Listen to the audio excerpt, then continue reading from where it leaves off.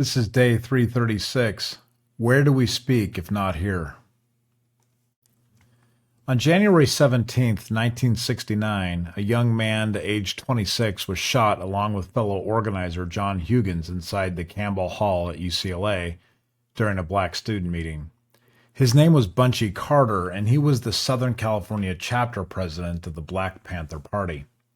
Later, it would be determined that his assassination might have been carried out by fellow members amid disagreements, but that conclusion would be disputed. It is worth looking into as controversy surrounds the police and federal response.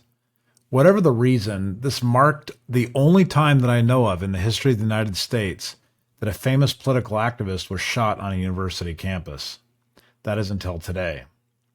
Charlie Kirk, the founder of his own movement, an organization called Turning Point USA, was assassinated while speaking at one of his events at Utah Valley University.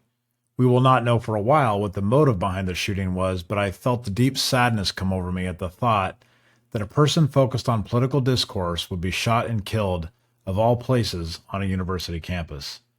This is the place where discourse is supposed to happen, and if not there, then where? There have been many assassinations in the course of our history, and often those have had generational impacts, and I'm pretty sure this one will as well.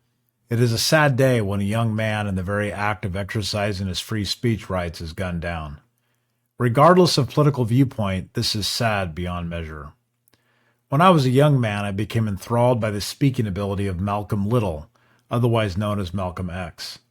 I memorized a few of his speeches, and when I was young, you would rarely be able to hear the audio or even see a video of him speaking. However, I found a few, and although I did not understand some of his arguments, I did understand his passion, his purpose, and his dedication. He was a fiery intellectual, bold and brave enough to take a stand, and willing to recognize where he might be wrong. He too was gunned down while speaking in public. Like Charlie Kirk, he was loved by many but hated and despised by many more. He had followers, but he also had a lot of dissenters. He was controversial by design because he sought to bring about a fundamental change in thinking. I will probably get yelled at for making this comparison, but regardless of political belief, I admire people like this. I hold them in the same regard. The ones who are outspoken, willing to defend their thinking in the court of public opinion, willing to attempt to challenge the way people think, and to ask questions and encourage debate.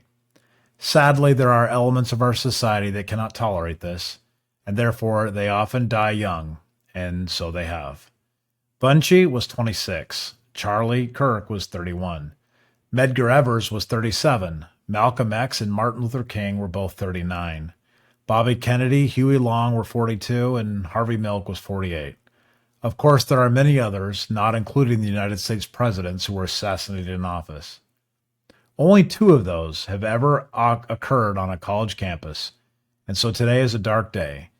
In a land that has always prided itself on a culture being built on defending rights and freedoms of people to speak their minds, and on the grounds of the very institutions where we are supposed to defend that culture, a shot rang out and ended the life of one who had dared to speak. I've not cried for a while, but today when I saw that headline, I did. I shed tears not just for Charlie Kirk and his family, but for the soul of this country and for the heart of its people.